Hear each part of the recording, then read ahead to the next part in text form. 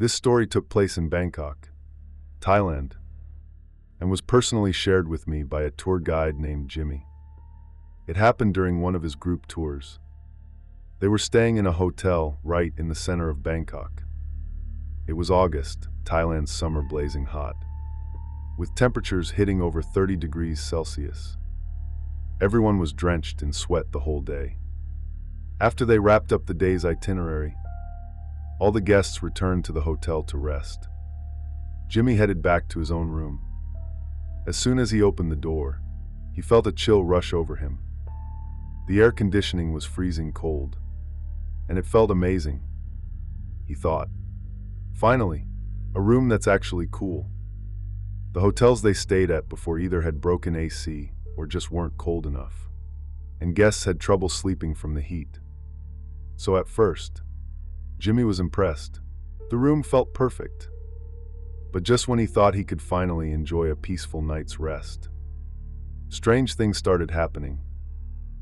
That night, Jimmy went to bed as usual. But in the middle of the night, he was suddenly woken up by strange noises.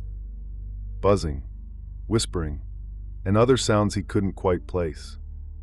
They were right by his ears, circling around him. He thought, is it happening again? Jimmy had experienced sleep paralysis before, so he recognized the signs. He couldn't move at all. The noises grew louder, closer, and heavier. And in that moment, Jimmy knew he was being pinned down by a ghost.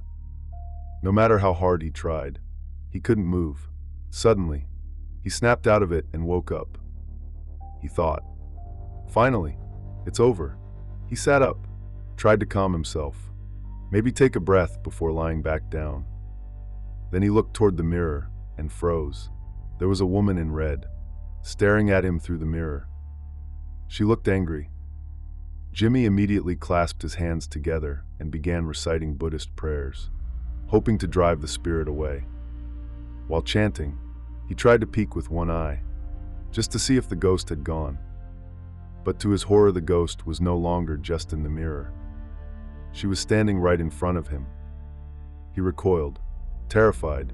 Before he could react, the ghost grabbed him by the neck tight. He couldn't breathe. He couldn't scream. Everything went black. Jimmy passed out. The next thing he knew, it was morning. His alarm was ringing. He opened his eyes. Everything looked normal. Was it just a dream? But something felt wrong. Even though the AC was blasting, Jimmy was drenched in sweat. His shirt was soaked. He quickly changed, woke the others, and went down to the hotel lobby to gather the group. That's when he noticed the weird stares his tour members were whispering, looking right at him. He asked, "What's going on?" One guest pointed at his neck and said, "Your neck is all red, like someone grabbed you. 2 handprints." Jimmy panicked inside, but quickly forced a smile. "Oh, that? I got a massage last night. Must have been a bit rough." Luckily, they were only staying at that hotel for one night. The group checked out and moved on to the next location. Jimmy felt like maybe he'd escaped something bad. But later that night, during dinner, the local Thai driver leaned over and told Jimmy, "Did you hear what happened at the hotel you all stayed at last night? The police found a woman's dead body under one of the beds. She'd been dead for 5 days. The police didn't say which room it was, but Jimmy had a feeling. It was his. The room was ice cold. No one noticed the smell. Now, let me tell you another strange story that happened on a tour. Just like before, this one also took place back in the 1980s or 90s, when most Hong Kongers still traveled in tour groups. Back then, independent travel wasn't common. People didn't have access to travel information, didn't speak the language, and it was difficult to book hotels and flights. That's why joining a tour was the usual way to travel. In most tours, there's both a tour leader and a local guide. The tour leader is from Hong Kong and accompanies the group from start to finish. The local guide is from the destination. They know the area well. and speak the local language. This time, the tour group went to Indonesia, and this story was shared by the tour leader herself, a woman named May. The group arrived at their hotel in Bali. That night, while May was getting ready for bed, someone rang the doorbell of her room. She opened the door and saw a middle-aged couple from the group. The wife told her they wanted to change rooms because something felt strange in theirs. May followed them back to their room to see what was going on. Inside, she saw the husband sitting motionless on a chair. His face was pale, and he looked frightened, but he didn't say a word. Then the wife explained, after her husband finished taking a hot shower, steam had fogged up the mirror. But when he looked, he saw strange markings, some kind of text appearing faintly on the mirror. No matter how many times he wiped it, it wouldn't come off. May could tell something wasn't right. She tried wiping the mirror herself, but just like before, the markings remained. She started to suspect the text might be in Indonesian. So she immediately called the local guide, Charlie, to come take a look. Charlie examined the mirror and said the characters looked a bit like Indonesian writing. But he didn't recognize them at all. Since the couple was clearly uneasy, May helped them request a room change. The hotel staff were cooperative and quickly arranged a new room for them. But Charlie, still curious, decided to copy down the symbols from the mirror. He thought maybe later, after work, he could ask some of his relatives or friends if they recognized the writing. That night, after the room change, everything was calm. Everyone got through the night peacefully, and nothing else unusual happened. The next morning, the tour group continued their trip as usual, heading to the next destination. But after lunch, the male tour member who had seen the writing on the mirror started feeling unwell. He had stomach pain, diarrhea, and vomiting. His face was pale and his lips had lost all color. When May saw his condition, she immediately took him to see a doctor. The doctor said it was probably due to food poisoning or trouble adjusting to the local water and food, and gave him some medicine. But the strange thing was no one else in the group had any symptoms, just him.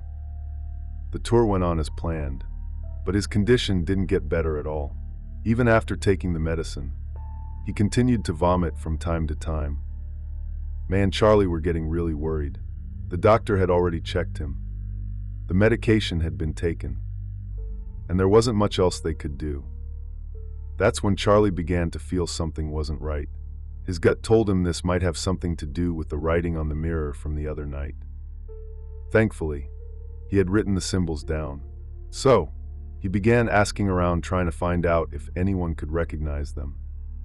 He asked all sorts of people, staff at tourist sites, drivers, even random people on the street. Most said the writing looked similar to Indonesian script, but no one knew exactly what it meant. Then, one day, at another sightseeing spot, Charlie noticed an elderly woman selling fruit outside. He thought, why not try asking her? To his surprise, she recognized the writing. She asked Charlie where he had seen it, but he didn't want to explain the full story, so he gave her a vague answer. The old woman told him that the characters were from an ancient form of Indonesian writing. Almost no one could read it anymore. She said she had only seen it once or twice, when she was a very small child. She looked at Charlie and said, "These words mean, I want you to stay with me forever."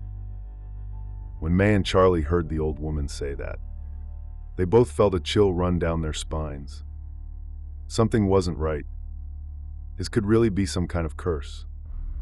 The male tour member had already seen a doctor. He'd taken all the medicine, but instead of getting better, his condition was getting worse day by day. He looked weaker and more drained with each passing hour. May realized she couldn't keep treating this like a simple case of food poisoning. So she started reaching out to a few fellow tour leaders, people with more experience in the industry, to ask if they'd ever encountered anything like this before. One of them replied right away, "You should probably try finding a local spiritual healer. If it's really some kind of curse, regular doctors might not be able to help. May thought that actually made sense, even if she wasn't sure whether to believe it or not. Just leaving it alone clearly wasn't working. So after talking it over with Charlie and the wife of the sick man, they decided they'd take him to see a spiritual healer. Maybe there was still a chance to break the curse. So the next day, Charlie, May, and the man, just the three of them, went to see the healer. The healer began by asking the man a few questions. Had he offended anyone during the trip? Said something he shouldn't have? Touched anything he shouldn't have? But the man couldn't give any answers. He said he had just followed the itinerary like everyone else, and nothing unusual had happened to him personally. After several long seconds, the healer finally spoke. His voice was low, raspy, and calm. "You're on a tour, right?" Charlie nodded. "Yes, we came from Hong Kong, a group of 20. The healer didn't move, his eyes still closed. He continued slowly. "I can sense not 20. May froze. "What do you mean?" Still with his eyes shut, the healer said in a voice that seemed calm but cut straight into their bones, "I feel 21 energies." He opened his eyes sharp, focused, and added firmly, "One of them doesn't belong to you." The room went completely still. You could hear a pin drop. Charlie broke the silence. His voice was shaky. What do you mean? There's an extra person?" The healer didn't look away. 20 people, but 21 auras. May instinctively swallowed. In that moment, all three of them exchanged looks. No one dared to ask who the 21st was. No one wanted to know if it had been following them all along. Then, the healer looked at the strange characters Charlie had copied down earlier from the mirror. He confirmed those were curse symbols used in black magic. And this particular curse was one of the darkest kinds.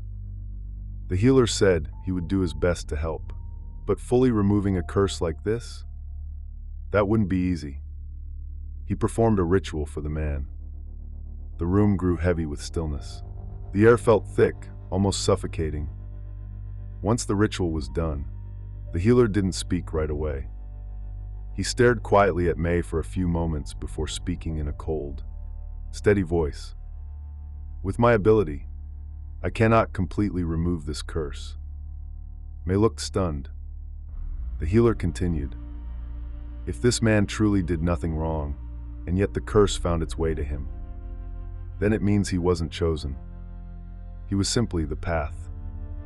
May looked confused. The healer explained.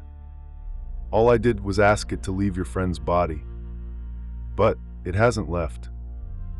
The healer looked directly at May and said, "It's only found someone else, and who it chose to follow now is not up to me, not up to any of you." The group returned to Hong Kong the next day. On the surface, everything seemed normal. The man was still weak, but no further strange events happened. Whether he fully recovered after returning home, May never found out. As far as she was concerned, the story ended there. She filed her report as usual and started preparing for her next tour. But from that day on, every night when she came home and looked into her own bathroom mirror, she couldn't help but wipe away the steam. Because in the back of her mind, she was always afraid that one sentence might appear again. "I want you to stay with me forever." Like the story? Hit like, share, and tell me what you think. Want more? Subscribe and turn on the bell. See you next time.